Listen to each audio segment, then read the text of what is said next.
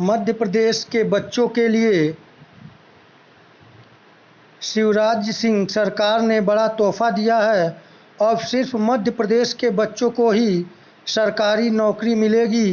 दूसरे राज्यों के आवेदकों को किसी भी तरह सरकारी नौकरियों में तरजीह नहीं दी जाएगी।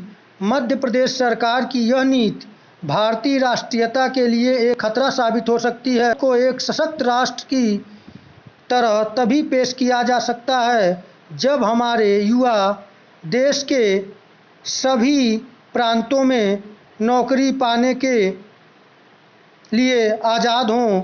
उन्हें अपनी योग्यता के आधार पर पूरे देश में कहीं पर भी नियुक्त किया जाए, चाहे वे किसी भी राज्य में शिक्षा प्राप्त किए हों। इस तरह के फैसले पूरे देश के युवाओं में कुंठा उत्पन्न करेंगे और राष्ट्र में एक असंतुलन पैदा करेंगे। यदि इसी की देखा-देखी सभी राज्यों ने करना प्रारंभ कर दिया तो वह दिन दूर नहीं, भारत एक राष्ट्र के रूप में न जाना जाए बल्कि वह राज्यों का समूह मात्र बनकर रह जाएगा। अभी भाषाई समस्या, जातिवाद, क्षेत्रवाद, सांप्रदायिकता ही राष्ट्र को खोखला कर रहे थे। अब एक नई समस्या जो क्षेत्रवाद को पूर्ण रूप से हावी होने का मौका देगी। अतः मध्य प्रदेश सरकार को अपने इस निर्णय पर पुनः विचार करने की आवश्यकता है, क्योंकि भारत जब से आज़ाद हुआ, आज़ादी के पश्चात से भारत को एक सशक्त राष्ट्र के रूप में जो गलतियां की गईं, उन गलतियों को सुधारने का मौका मिला, उसे हम गंवाते गए।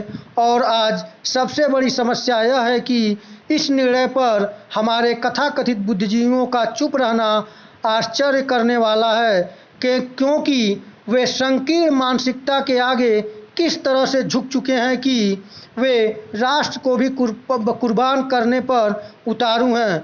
अतः हमें यह सोचना होगा कि आज़ादी के बाद जिस भारतीय राष्ट्र की कल्पना की गई थी, उसके विपरीत कार्य हो रहे हैं और होते आए हैं। यहाँ तक कि पहले से ही कुछ राज्य भाषा के आधार पर, क्षेत्र के आधार पर एक दूसरे को अलग दृष्टि से देखने का कार्य कर रहे हैं और इससे उन्हें एक हवा मिल जाएगा।